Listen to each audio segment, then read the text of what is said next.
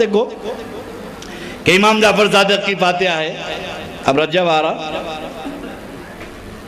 بڑے اہتمام سے ہمارے بزرگوں نے یہ فاتحہ کی. اس میں راز ہے، کیونکہ میاں بھائیوں کا ایک طریقہ ہے کہ ان کے بعد جو بھی فاتحہ ہوتی، جو بھی فنکشن ہوتا، یا اماں کو کھا جاتے یا بکرا کھاتے یا مرغا. ہر وقت ہر فاتحہ میں ان کے پاس 3 ایٹم، مرغا، بکرا یا باوا یا اماں. اس کے بغیر تو ان کے پاس کام نہیں چلتا. اور اللہ کے نبی علیہ السلام کا ارشاد ہے کہ اللہ جارے کا حق، تیرے پڑوسی کا تجھ پر حق ہے، تیرے پڑوسی کا تجھ پر حق ہے.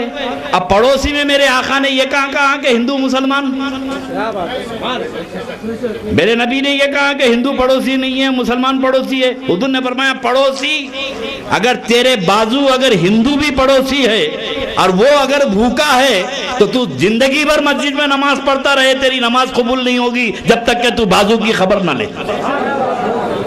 یہ مذہب اسلام نہ ہندو کا ہے نہ مسلمانوں کا ہے، یہ ساری انسانیت کا مذہب ہے. سرکار نے تو سب کے لیے تعلیم دی. اب تمہارے پڑوس میں ہندو ہے، ہر دعوت میں تمہارے پاس تمہارا بھائی آ کے کھا رہا، کبھی تمہارے دروازے پہ کوئی ہندو نہیں کھایا.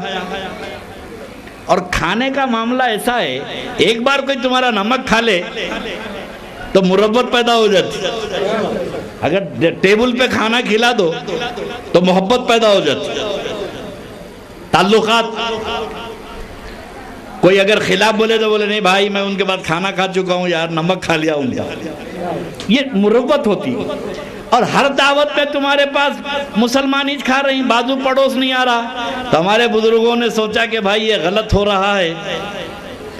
مسلمانوں کو چاہیے کہ اپنے غیر مسلم بھائیوں کو بھی بلا کے ہم وطن لوگوں کو بھی کھانا کھلائیں.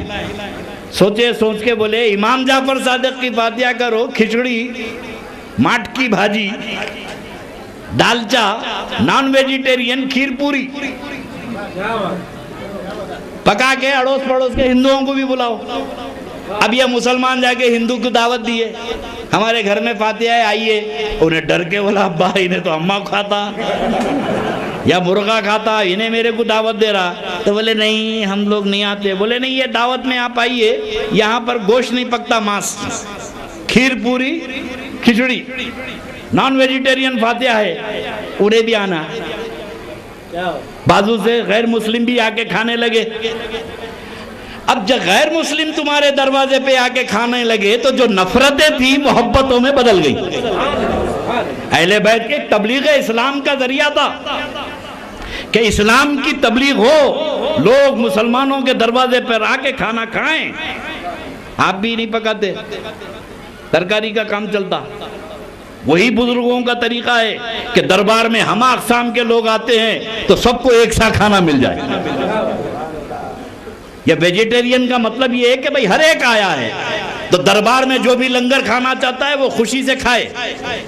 ہر ایک اپنی عقیدت سے آئے، اس کو کرائیت نہ ہو، انہیں دیکھ کے پریشان نہ ہو کہ میں کیسے جاؤں. کیونکہ پہلے ہی میں بولا کہ درباروں میں محبتیں بانٹی جاتی ہیں، لوگوں میں نفرتیں تقسیم نہیں ہوتی. پھر ایک بات میں یہ سوچا کہ بھئی یہ تو تبلیغ کا ذریعہ تھا، کنڈوں میں کیوں، مٹی کے برتن میں امام جعفر صادق کی فاتحہ کیوں؟ بہت غور کرا میں ہمارے بزرگوں کی تعلیمات پر. واقعی ان کی تعلیمات کے قربان جاؤ. میری دعوت، آپ کی دعوت اگر آپ کا کوئی سسرال والا کرے، آپ کی دعوت ہے، باہر سے آئے ہیں، دعوت کر کے مٹی کے برتن میں کھانا رکھ دیا، سالہ سسرا تو لڑنے مرنے کو آمادہ ہو جاتے، تو انسلٹ محسوس کرتے کہ مٹی کے برتن میں مجھے کھانا کھلا رہا، میری توہین کر رہا. کوئی بھی آدمی برداشت نہیں کرے گا مٹی کے برتن میں کسی کی دعوت ہو جائے، اپنی توہین محسوس کرتا ہے. اور میرے دوستو، اللہ کے نبی کی سنت مٹی کے برتن میں کھانا کھانا، نبی کی سنت مٹی کے برتن میں کھانا کھانا. اور یہ سنت مسلمانوں سے بالکل چھوٹ رہی تھی.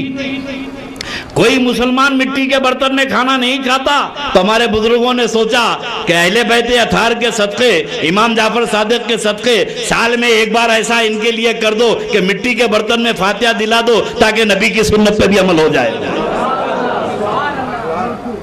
ہر چیز میں حکمت ہے۔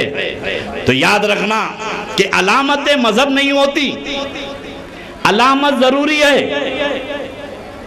آپ کی یہ علامت فاتحہ درود یہ ضروری ہے، آپ کی جماعت کی پہچان ہے۔ اہل سنت والجماعت کی سب سے اہم پہچان اللہ کے نبی علیہ الصلوۃ والسلام کی آل سے محبت۔